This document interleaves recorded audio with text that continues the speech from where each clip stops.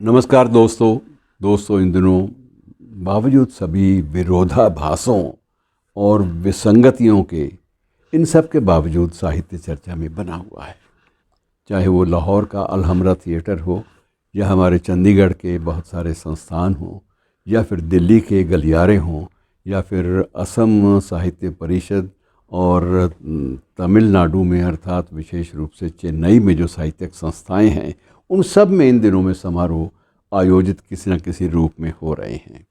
इनमें सबसे जो हमारी प्रख्यात जो चर्चित संस्था है वो हमारी अपनी साहित्य अकादमी है।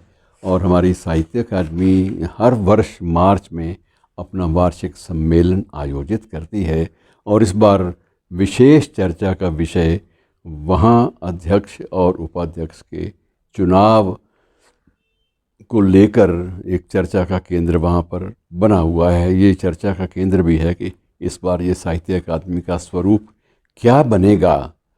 और मैं इसमें किसी भी बहस में नहीं पड़ना चाहता कि वामपंथी दक्षिणपंथी, ये बातें व्यर्थ हैं। लेखक सदा अपने वैचारिकता से, अपने सृजन से सरोकार रखता है।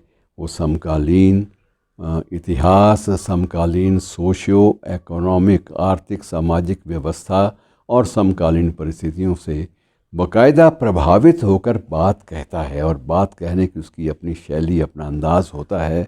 और वो इस अंदाज़ में बात कहता है कि कहीं भी मानवीय संवेदनाएं घायल ना हों। ये उसका एक मुख्य उद्देश्य होता है।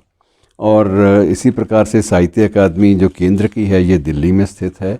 ये अकादमी सिर्फ हिंदी नहीं, अंग्रेज़ी नहीं, बल्कि 24 भाषाओं को संरक्षण प्रदान करती है, पुरस्कार देती है सर्वश्रेष्ठ कृतियों पर, और उन कृतियों पर पुरस्कार के बाद उन कृतियों के सभी देश की सभी भाषाओं में अनुवाद भी कराए जाते हैं, अनुवाद प्रकाशित भी होते हैं। ये 1954 में ये अस्तित्व में आई थी हमारी केंद्रीय साहित्य अकादमी।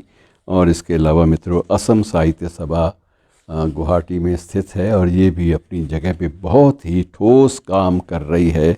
और इसी तरह का जो बाकायदा, इससे पहले जब ये नहीं चलती थी एकेडमी, तब क्या होता था, तब ये कहा जाता है कि तब गुरुकुल होते थे, और गुरुकुलों में भी साहित्य मीमांसा या साहित्य के अलग अलग साहित्य की विधाओं पर चर्चा के लिए संगोष्ठियाँ आयोजित की जाती थी।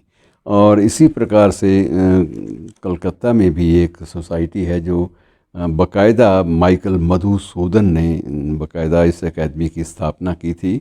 और चेन्नई में तो है ही, उड़ीसा में भी बाकायदा एक भुवनेश्वर में एक साहित्यिक संस्थान जो है वो राष्ट्रीय ख्याति को चूम रहा है। और मित्रों, ऐसे बहुत सारे हमारे संस्थान हैं क्षेत्रों में, जैसे लुधियाना में हमारे साहित्य पंजाबी साहित्य अकेडमी है।